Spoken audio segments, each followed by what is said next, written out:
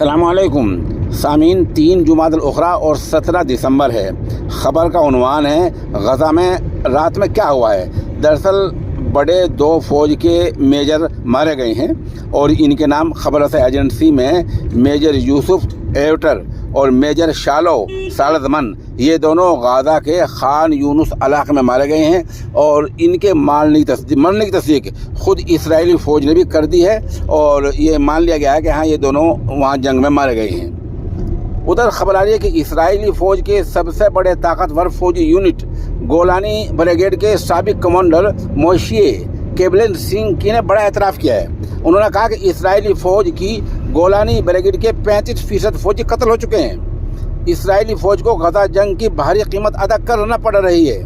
اسرائیل کبھی بھی غزہ سے یہودی قیدیوں کو جنگ کے ذریعے رہا نہیں کرا سکتا ہے۔ اسرائیلی یہودی قیدی غزہ سے صرف ڈیل کے تحت ہی رہا کرائے جا سکتے ہیں۔ یہ بیان خود اسرائیل کے سابق فوجی سربراہ کا ہے۔ بہرحال اس طرح کی خبر ابھی تک اپڈیٹ ہوئی ہے۔